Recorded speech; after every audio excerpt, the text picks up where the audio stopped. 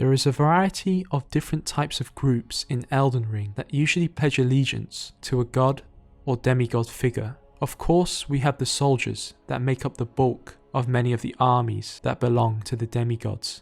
There are also the omens who have banded together, skulking around at the bottom of Laiedd in the subterranean shunning grounds, forgotten and abandoned.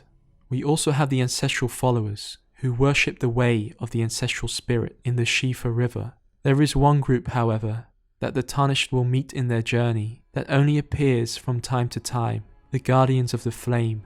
Whereas the other groups appear much more frequently and have an entire area dedicated to them, the Flame Guardians make their appearance in set locations and then seem to disappear for large chunks of the game. For instance, the first area that you'll find them is in the Lakes of Lernia, and my first general impression was that they would be a common enemy type here.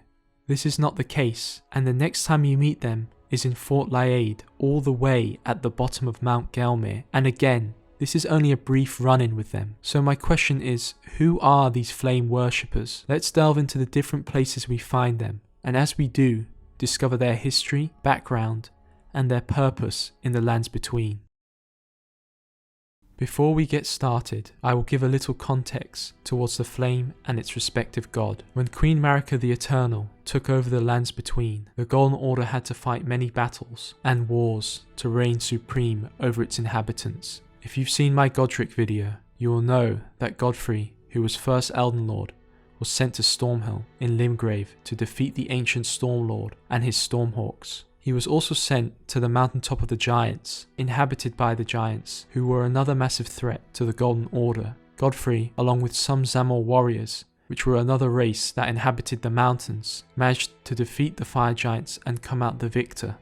The Fire Giants borrowed the power of a fell god, the god of flame, but were still defeated. Despite the defeat, the influence of this god could not be totally removed, and so upon realizing the flames of the forge would never die, Queen Marika marked the last Fire Giant with a curse. O trifling giant, mayest thou tend thy flame for eternity. This cursed Fire Giant is the one we get to fight at the foot of the forge, and so the power of the flame lived on, albeit subdued greatly.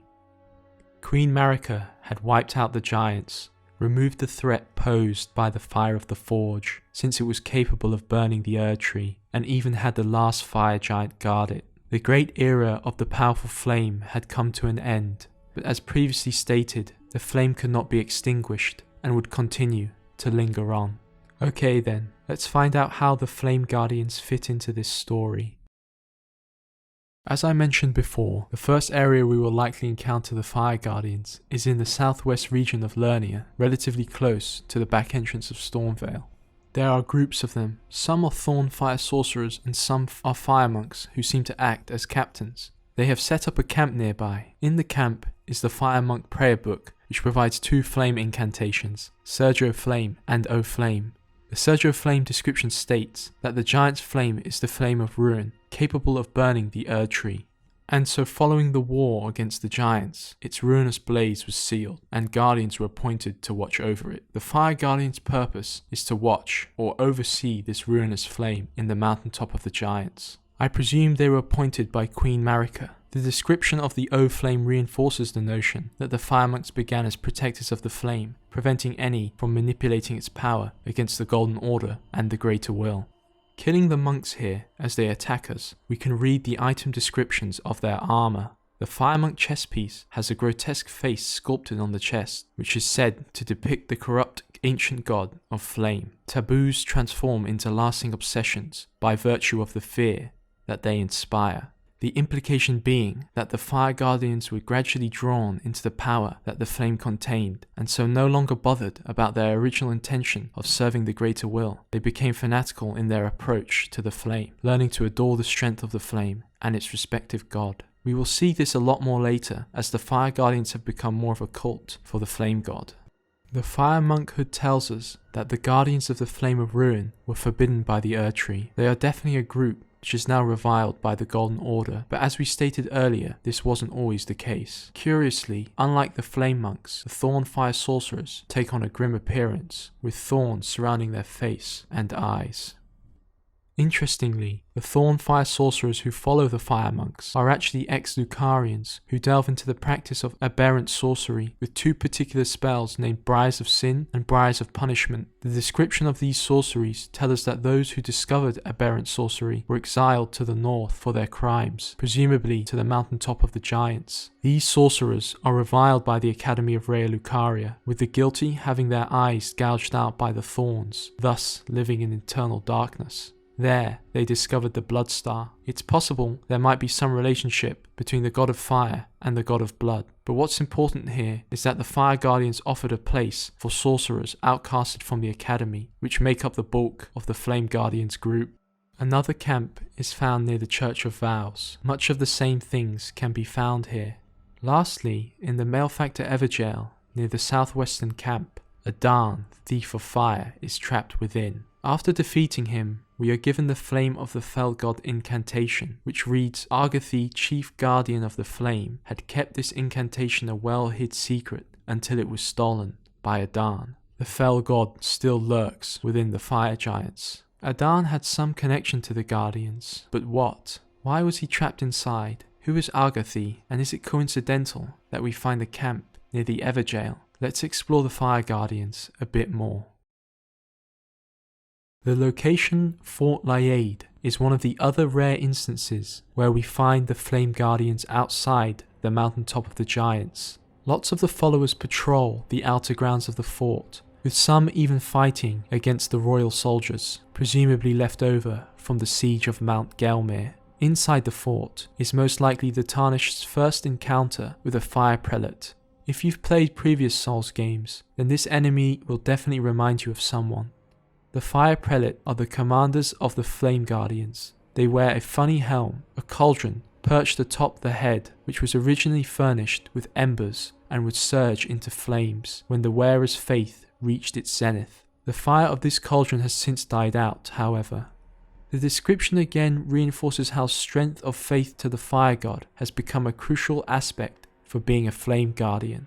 The reason why the Flame Guardians are found at Fort Laiedd is for the treasure found at the top. The Scorpion Charm Talisman, which shows a scorpion's claws seizing a heart that burns with fire, raises fire attack power but lowers damage negation. Perhaps this band of Flame Guardians were tasked with retrieving this precious treasure and bringing it back to base.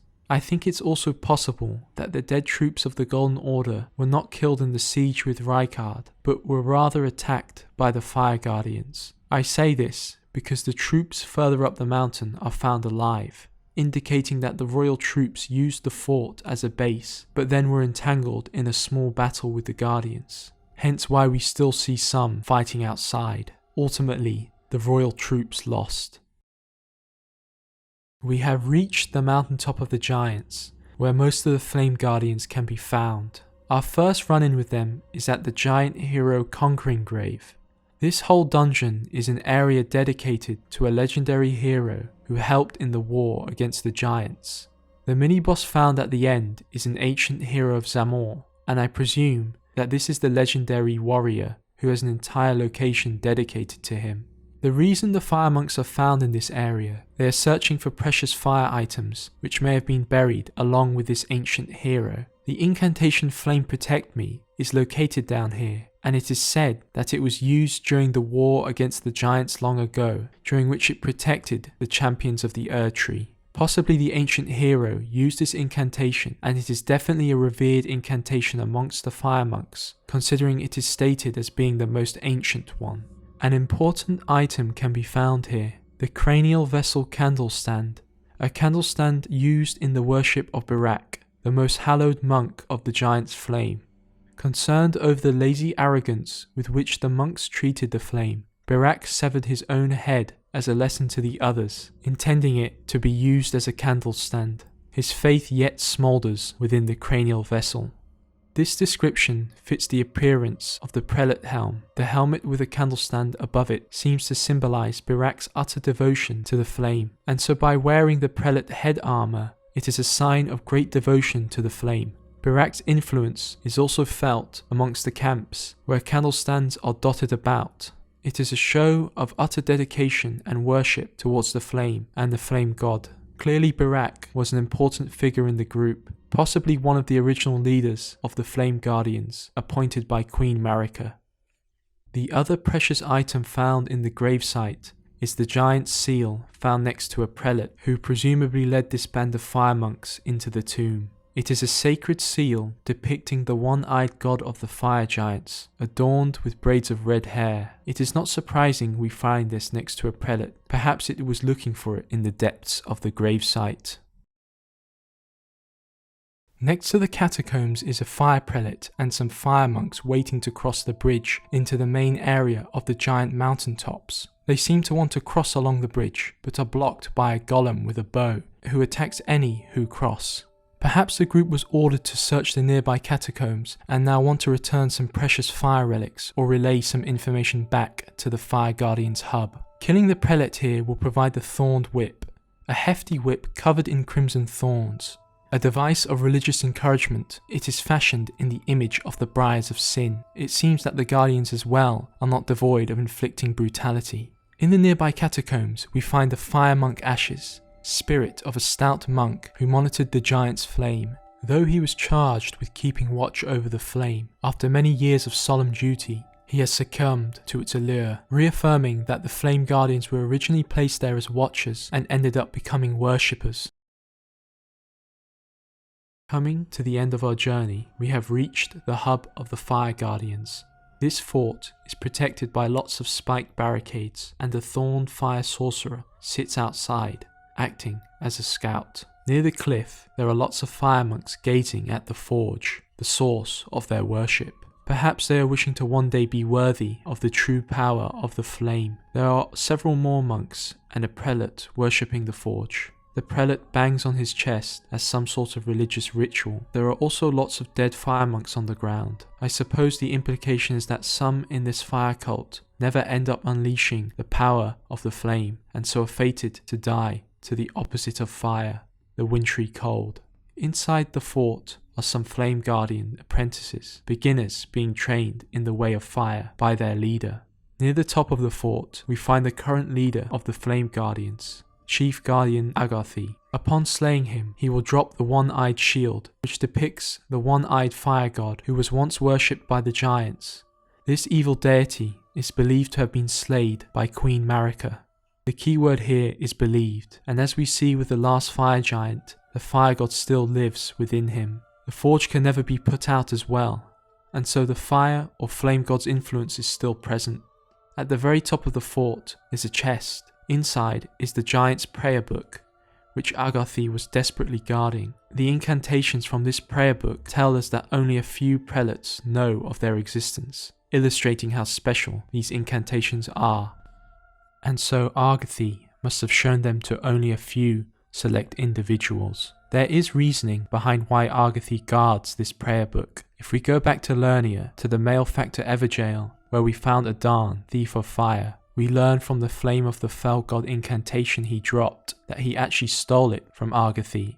And so after being betrayed, for whatever reason, Agarthy hunted down Adarn, finally imprisoning him in an Evergaol in Lernia. Perhaps Adarn came into conflict with Agarthy and wanted to remove him from leadership by taking away the precious spells that Agarthy hoarded. Or perhaps Adarn wanted to share the fire spells and spread the influence of the Flame Guardians against the wishes of Agarthy. Adarn's motivation is unknown, but we know that Agarthy was successful in removing him from the picture. We actually learn from the monk's flame blade that the monks came to the land of Lernia in pursuit of a fugitive who stole their fire, confirming that the fire monks found in Lernia are there in order to capture Adarn. The Flame Guardians aren't a big group, and their main base of operations, the Guardians' garrison, illustrates this. This may be the reason why we don't find them often throughout the lands between. However, what they don't have in manpower, it seems they make up in fanatical devotion and religious fervour to the Flame God and the Fire Giants. We can observe this religious intensity through the stories of monks like Barak, Agarthy's defence of the Last Giant's prayer book, and the Flame Guardian's search for precious fire relics in Fort Laiedd and several grave sites. They would also scour the lands between for the traitor Adarn, who threatened the Way of Fire by stealing rare incantations, going as far as Lernia to imprison him. The Guardians, who once started off serving the Golden Order, soon turned to the power of the flame and the strength that the God of Fire possessed. Their story is a demonstration of how powerful the God of Fire really is.